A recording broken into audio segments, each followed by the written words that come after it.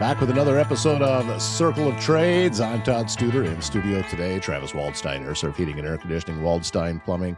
You're back to Two Dimensions again. Yes. Last week you were in the studio. Yeah, back to two, but we had a meeting this morning. So yeah, well, when you're as popular as Rush Limbaugh, like I am, you got to be more than one place at the same time. So the man died, right? I love Rush. I remember in the '90s listening to him growing up on WHO. As a young adult and getting my mushy brain full of whatever, and the Clintons were in the White House, and there was all kind of like I said, half the country loved him, half the country hated him, and then they had Newt, who was the leader of the House, and it was also oozy bougie. I'm gonna tell you what, politics back at that time looked pretty civil compared to today. Oh, and we thought it was horrible. We thought that it was just nastiness, and now it looks pretty civil. Yeah. You like going? I go back there to civil. So I mean, as long as you don't bring up Monica Lewinsky, it's usually a pretty PG conversation. But, oh man, you're just doing very much here.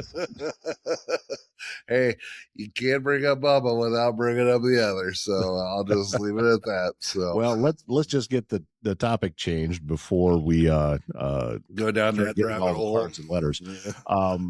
So you said you had a meeting this morning. What was going on? What were you talking about? Well, we have Tuesday morning meetings. Well, first of all, we might look at split my teams up and doing like team meetings, and then once a month having a big meeting. So that way we can have more input with more people. So I use a guy by the name of Jason Hamer. He owns Hamer Business Coaching. He lives part-time up in Sioux City, part-time down here. He comes in and we talk about business and business aspects and about what I need to do to grow and develop our business. And, we had a discussion. It's okay that I'm not politically correct. It's okay that I don't, guess what, that I'm, well, I'm a call it. I see it. I call it as I see it. It's okay with that. But, maybe there needs to be some softer tones around me, not me directly, but there needs to be some softer tones around me. I know that's a shock. So, I'm just like a Brillo pad, Actually, Jason's coming in here to see us on Friday. So, I'm very familiar. I'm very familiar with Jason. I like him a lot. Yeah, Jason's good, and he's got a story. I mean, he's got a business side, but he's got a personal side. I'll leave that for him to share with you. I won't share that today. But we've been seeing him for probably 2 years now. And so we did a team culture survey today. So let's point out something. I am not full of culture. I like red meat. I like beer. I like potatoes. When the VA calls me if I drink more than 2 drinks a week, the answer is yes.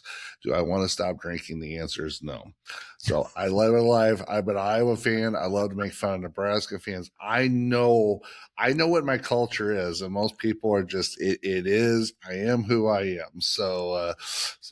But well, there's a line in a song from one of my favorite bands, the Avett Brothers.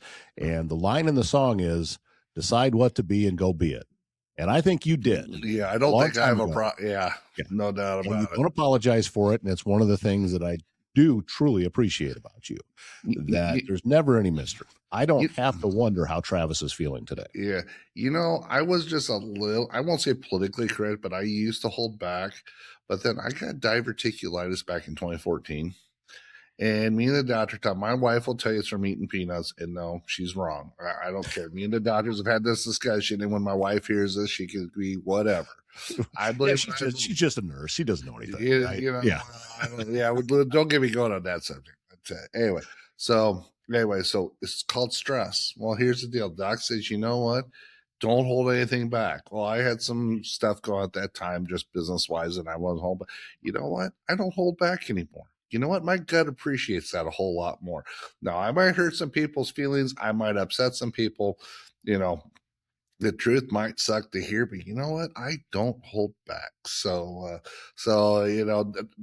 whatever filter I had, left at that time. So, Well, I can appreciate that, and well done taking care of yourself and getting that ship righted.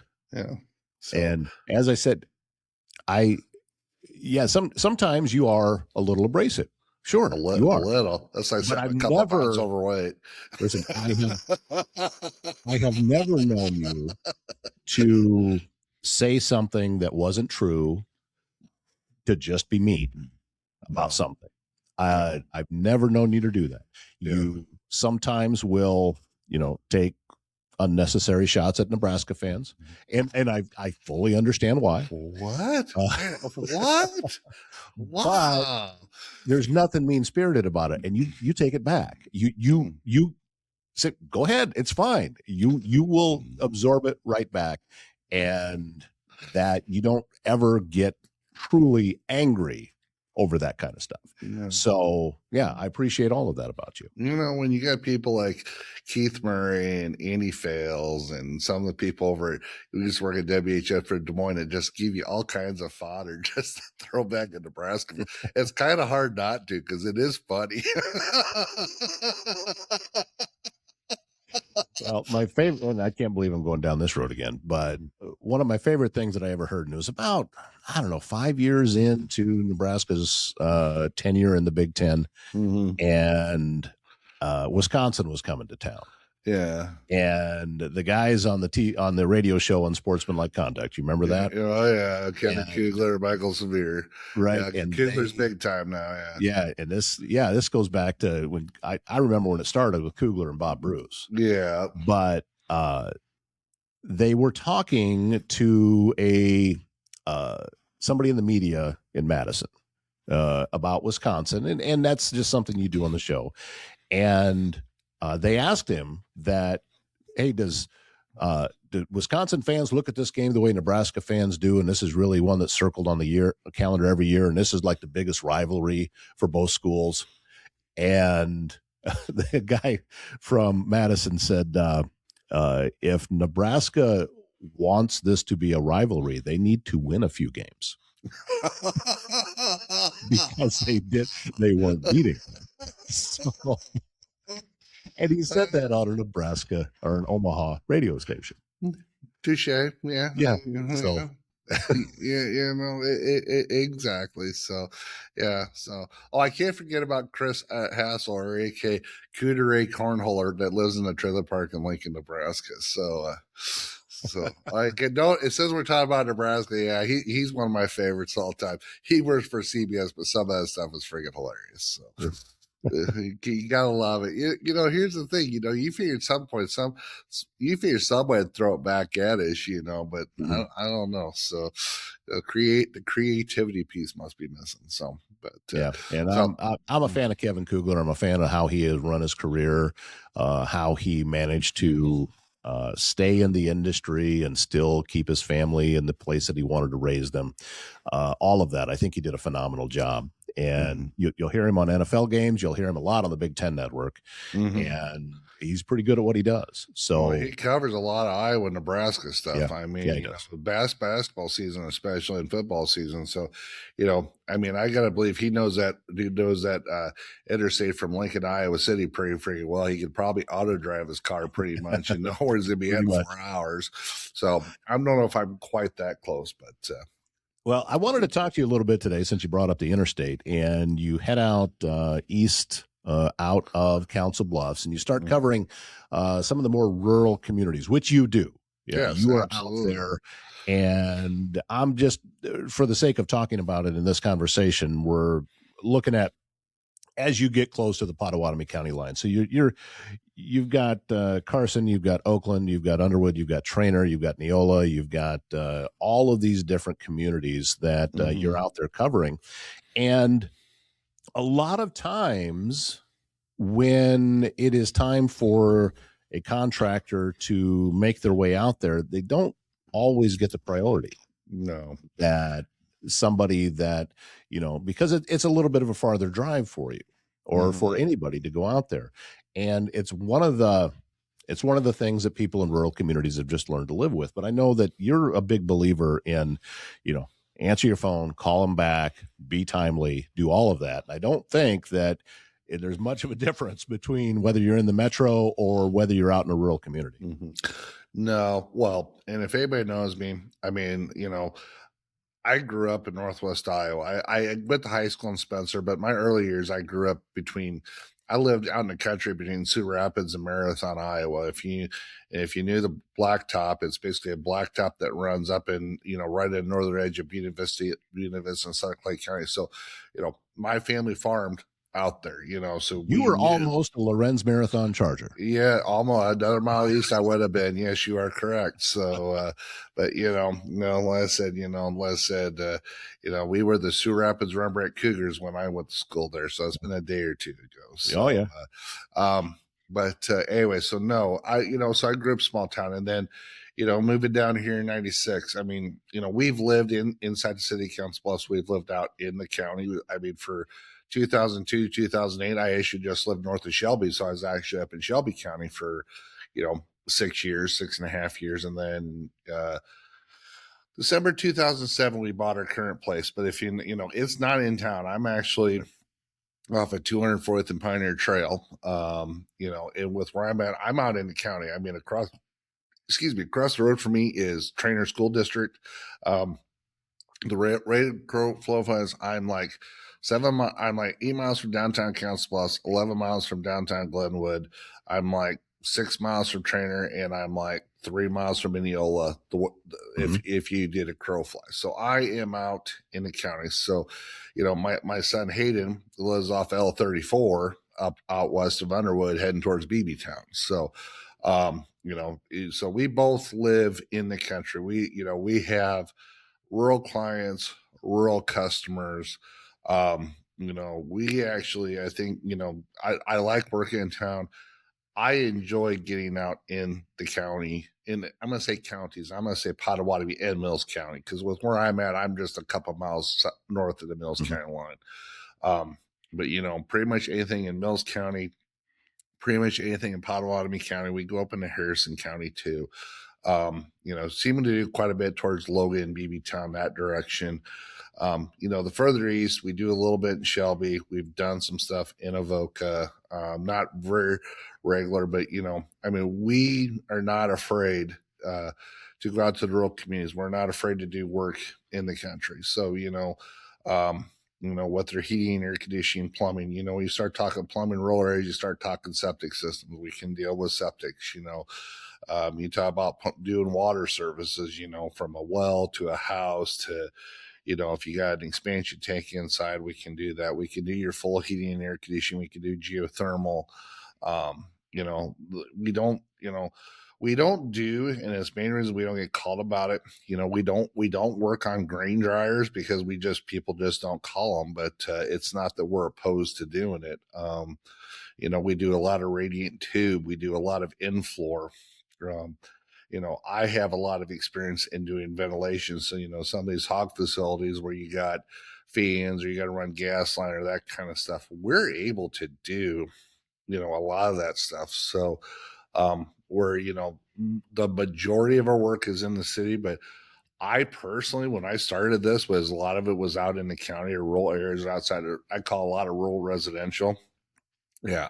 We're not afraid to it. Actually, I enjoy it. I enjoy it more, frankly, to get out and talk to the people, out in the rural areas. So, whether in Mineola or like I said, Carson or up towards BB Town, enjoy the heck out of them areas. And here's the thing, there's a lot of people, a lot of needs. And what we're seeing is a lot of shops that were there 10 years ago, most of the guys have retired. And that's what's happened in the industry. There's guys that are retiring and people that aren't jumping back in. So if you get somebody that's willing to come out and service, I'd say it's not, you're going to stay pretty busy because people just want somebody that's going to show up when they say they're going to show up, or they have a live person to talk to. And yes, you're right. We do work very hard with that. Well, that topic that you just brought up there is really the whole reason behind your Circle of Trades podcast that you launched over 2 years ago, is the fact that the owners in the trades are aging. You're not a young man anymore. You're not old, but you're not young either. And a lot of trades owners are starting to get in their head about looking for their exit strategy and who's coming in behind them. And you have encouraged young people for a long time. Hey, take a look at the trades. See if it's for you. See if this is a route that you would like to go with your career, because once you go through and get paid to train and get paid to learn, when you come out the backside of that, you have the capability of earning a very comfortable living. And to be able to do that. And then for those that have that entrepreneur side along with that, and oftentimes, and this is my experience, you don't know even that about yourself until you try. You don't know that you can do that until you try. And you're helping to identify some of those. I would guess that some of the young men and women that are working for you right now will eventually own their own shop. Oh, if they don't, I'd be very surprised. There's some that I'd say no. There's others that'd say absolutely, Sometimes you have to make that commitment. So, since you taught about it, the rural areas and people going out to service areas, and, if you understand the industry right now, there's a lot of, I say industries, I'm going to say industries, and I'd probably say it's probably business-wide, a lot of avenues. One of the things that's happening with what we do, HVAC and plumbing and electrical, is there's a lot of what I call private equity that's coming into the market. So these are people, I don't know, they had got daddy's, retirement pension, nest egg, whatever it is, people that have earned money, have done well, doing whatever. And I don't know, but there's money for them to spend. And so what's happening with that is a lot of private equity companies are coming in and they're buying, if you're anywhere from $3 to $5 million and up, they're making some pretty significant offers as far as buying out companies. So, I will tell you that if you look in Omaha, pretty much any shop that's probably north of $5 million, from 10 years ago, has been pretty much been bought out by private equity. There's a couple exceptions. I know SOS is still family owned. And then, well, even Standard, they're employee owned, but technically they're still owned privately. But a lot of your major, my competitors, I guess I would say, that are of any size, are in, private equity's bottom. And that's why you start to see some of the commercials and some money, because, private equity, like everybody wants to make money. It is what it is. Private equity's got more money to spend, no doubt about it. But they also expect a return on their investment. And so, I do believe it's important, probably more than ever, if you're in a tradesperson or got something to do, is a support local. If you don't have somebody that's in Neola, but you have somebody that's in Council Bluffs that's done you good or whatever, it's probably more important than ever to support local, because that's what's going to keep them guys, that's what's going to keep them around. I hate to say it, succession plans become into the conversation. I got Hayden that runs the plumbing side. He's got a younger brother, Hunter, who's going to be out of the Marine Corps in a year. That's going to come back and get involved with the business. I've said if I got bought out, I am unemployable at this point. So, I might have to come do a full-time podcast with you besides Circle of Trades to make any money. But, but realistically, there's a lot going on with the industry as far as private equity. And so the whole thing, whether you're private equity or you're not, is communication with the customer, talking to the customer, email communication with the customer. We're in a needs business. People just don't want the HVAC guy to show up or the plumber to show up. Usually there's a need. Well, if you call, are you going to get a happy person on the phone that's going to take care of the situation for you, that's going to make sure your problems are taken care of? Is the service going to be consistent? And so, and if the person you've done work for a long time has retired or can't do it, I would like to be that company of choice, especially locally. But if my thing is, as long as you're supporting a local, it's going to keep that local, because it's like anything else. You know, I'm not saying big business is bad, but the bigger a business becomes, the less the money stays in the community. And I'll use a great example of that. Dollar General. Talk about I'll talk Malvern from it. Mulholland's grocery store, 150 years, rebuilt, great. Well, you know what they did about 2 years ago?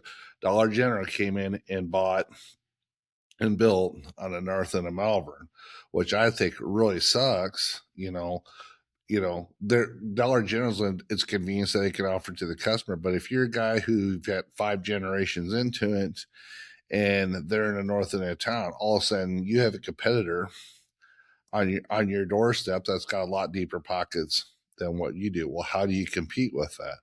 Well, you have to, see if price, you're not always going to be able to. So you got to be able to service, convenience, them kind of stuff. So, and listen, and I'm calling him out. I don't know the guy personally, but it just is a great example. The guy that owns Mulholland has, put a lot of money back into the community, kept things local and whatever. Yeah. Guess what? Dollar General, I mean, I hate to say it, you could probably go you could probably go do a decent part-time job as a first-year apprentice working for me than that manager for Dollar General. And the money that's being spent at the taxes might be paid in the community, but the dollars that are being generated are not staying in that community. That's tough. That's tough with any business. That's why it's also important for me to have local employees. Most of my people, live in either, Council Bluffs, Glenwood, Underwood.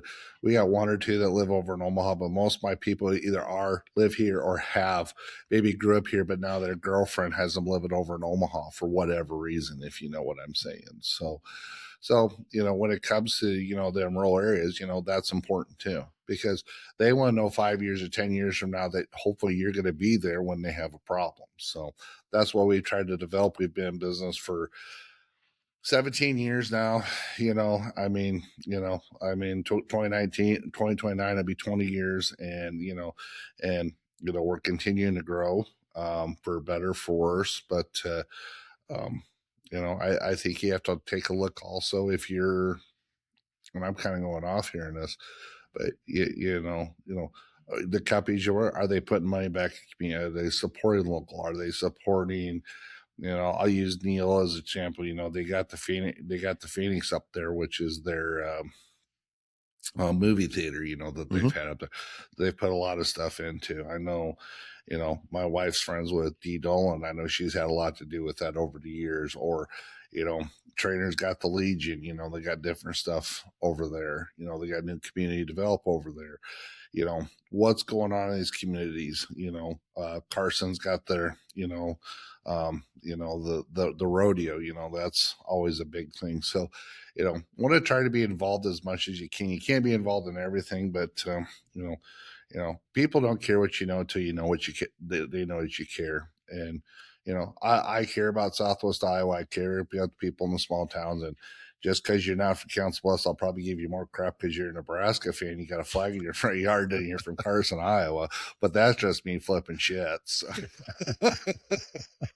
And I expect it in return. So. Well, that's true. Yeah, that's true. As he takes a drink out of his Hawkeye cup right after saying something bad. And that's not a bad thing, Nebraska. I just flip him shit. It's all good. Listen, you're 100% right, though, about local dollar staying local. And that is why it is so important to make sure that your local businesses are on your list that you're going to support. Like, I'm not saying don't ever shop at Dollar General. That's not the point. The point is that we need to make sure that these businesses are staying solvent and staying in the communities and making it possible for them to be there, because what Mulholland's Grocery is doing is important. Oh, absolutely. And it's not just for there. We reached out to them, and he is donating hamburger to the Masons for their Burgers for Blue event. Mm-hmm. So he is going to be helping make sure that law enforcement and first responders are going to get a free lunch coming up in May, and just as an appreciation for everything it is that they do. And so they're going to come and I happen to know there'll be a lot of them there Mm-hmm. because I saw it last year, and this is just one of the ways that Mm-hmm. a small business can help the small towns in the community. And we have to support that, Mm-hmm. because if it turns into nothing but corporate and nothing Mm-hmm. but online shopping and Jeff Bezos gets all the money, then the small towns diminish Mm-hmm. and eventually they die. Yes. Drive around Northwest Iowa. Take a Mm-hmm. look now at those communities that you and I knew back then, and many of them have dried up Oh yeah. Well, even because there's there a was no view for the future. get 30 miles outside of Council Bluffs, and you get into the southern tier counties in Iowa. You'll see a lot of that in the Mhm. smaller towns there too. I mean, that's what I said. If whether I'm, hate say down in Hamburg, or if I'm, over in Carson or Crescent, or let's say if I'm somewhere close, so, that, you know, if it's lunchtime or whatever, could I take lunch to work every day? But I try to make a point to Yeah. kind of eat out different restaurants, just to kind of sit in and kind of find out what's going on in the community, and just, listen, if I can go spend 10, 15, $20 at a local restaurant, and it helps keep it open in a small town that we're doing work with, that we're hoping to support. I mean, Avoca is a great example. They got three or four restaurants in Avoca, which I think is fantastic for Yeah. a town their size. That you want to keep them places open, because that's part of the fabric. Mhm. If you got a post office, church, and a bar and a restaurant, got a small town, and sometimes the bar can be the restaurant too. It's okay. So Well, I think this is an indication, though, that it's why I wanted to talk about this today, because I know that you support the small communities. And listen, you know, you said at the beginning of this that the bulk of your business is going to come from the metro area, but that's just a numbers game. There's more people there. yeah. So obviously there'll be more business there because there's more need, Mm-hmm. but that doesn't mean that you ignore the smaller communities, which you don't do. Absolutely not. Just the opposite. If anything, I'd like to make a point. My thing is, if we got two or three calls over, let's say Carson area, I could have a guy out Carson all day hit two or three or four calls, or might go to Carson or go up to Oakland or whatever. So, and if it's an emergency, we deal with that stuff too. Obviously, it's not our business isn't a perfect business, but as far as travel goes, but we accommodate. That's just part of what we do. So, Mhm. I mean, I'll put it to you this way: if I had my choice about driving out the freaking Griswold or driving out to Bennington, I'm going to Griswold. Sorry, there ain't a question. I'm sorry. It's the same distance. Yep. Yeah, there's a lot more windshield time, but there's a lot more neat stuff for me to look at, and not the traffic going to Griswold than there is going to freaking Bennington, because I hate I'm with you. driving in Omaha. So, I 100% agree with that statement. But again, it's just one of those necessary evils with where we live and where we've chosen to do business. And you're right. I love getting out of the more rural communities. I love it when I can go out there and do stories, and we can do interviews out there. mm-hmm. I love the park system all the way through Pottawatomie County and all the different places to go camp. And I know you've been to a lot of them too. Mm-hmm. And it's important that we support these things. We've got a growing small town atmosphere here in Southwest Iowa, Mm-hmm. and specifically in Pottawatomie County, that the towns are doing pretty well, and you can see the growth that is Mm-hmm. happening because we've got people in charge that understand that, and they know the need for it. So Well, I'm I'm optimistic for the future. mm, yeah. The one thing that's helped, I think, will continue to keep communities alive is, and I don't agree with a lot of stuff that government does, because government, and we know, can fix everything. Not, but with the whole push for high speed internet to every farmstead, every Mhm. rural area. There's a lot of money in cable, and there's a lot of stuff in the ground. And believe me, we deal with utilities. I get it. But I'm going to tell you, I think they talk about the Silicon Prairie, the fact that you can live You can live in a 900 square foot farmhouse, 3 miles north of Neola, out in the middle of nowhere, with your 30 head of cattle or whatever it is you have out there. But you can run a business and you can have the same internet and same availability connectivity to the world to be able to do the same thing you could do sitting in an office in downtown Omaha and be able to make a living, I think is huge. And the people that, I'm not saying computers are everything, but from communication to, being able to order product, to be able to design and fair. I think that's huge. And as long as that is alive and well, and you have communities and you have people that are willing to support that, and the product is good, you'll continue to have growth, because there's still a lot of people that don't want to live in the city, and I'm one of them. So I get it. So foreign fields between me and my neighbors is a good thing. So Yeah, so, and since Travis basically gave you directions to his house earlier, when you're out in that area and you're wondering where he lives, just look for the chickens. can't miss the chickens, the Hawkeye, the American Iowa Marine Corps, and flag. And you can't miss the freaking garden from hell out front. So, Oh, your wife has built, well, I'm sorry, you did a lot of the work at building the thing, but it's a nice garden.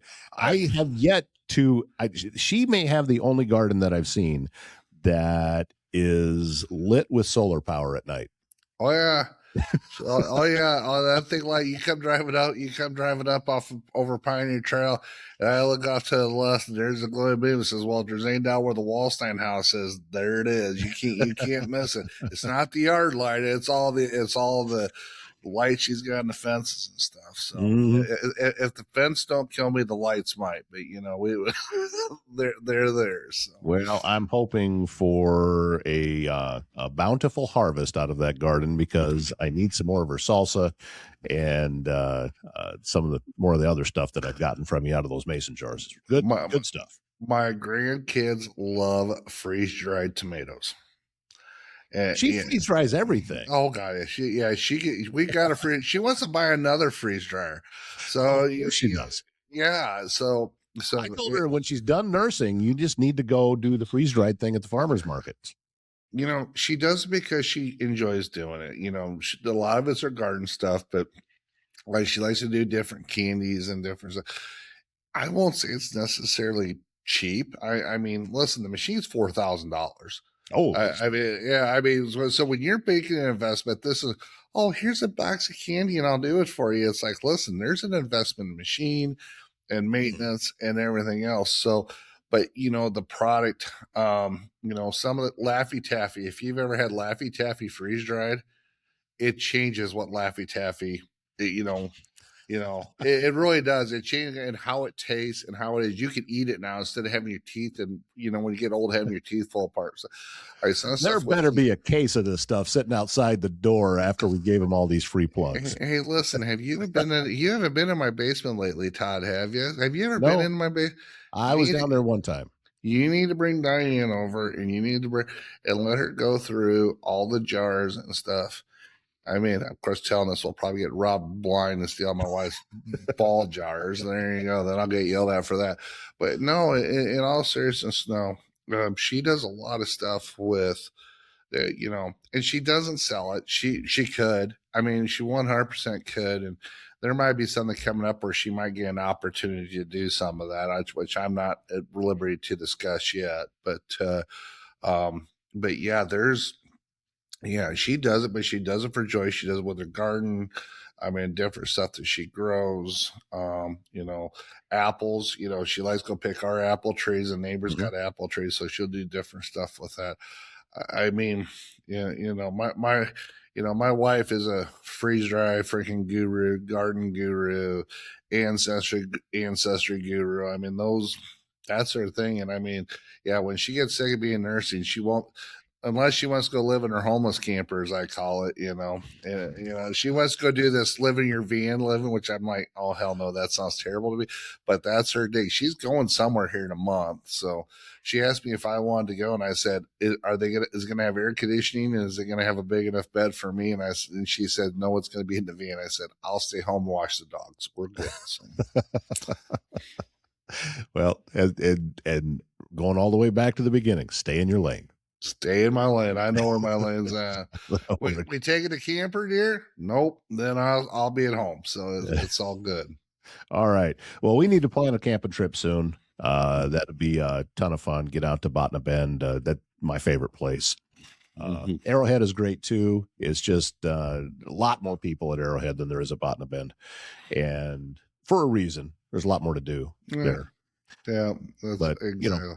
Looking at the bison, looking at the elk over at Botna is always I find that relaxing. So yeah, that's right. And if you're really hungry, then they become supper, right? Well, sure, yeah. Oh, wait a minute. County might have something to say about that. Jeff Franco might be calling me and says, "Don't you be shooting my man." Well, you have a great and profitable week, and looking forward to getting together again soon. Sounds good. Thanks, Todd.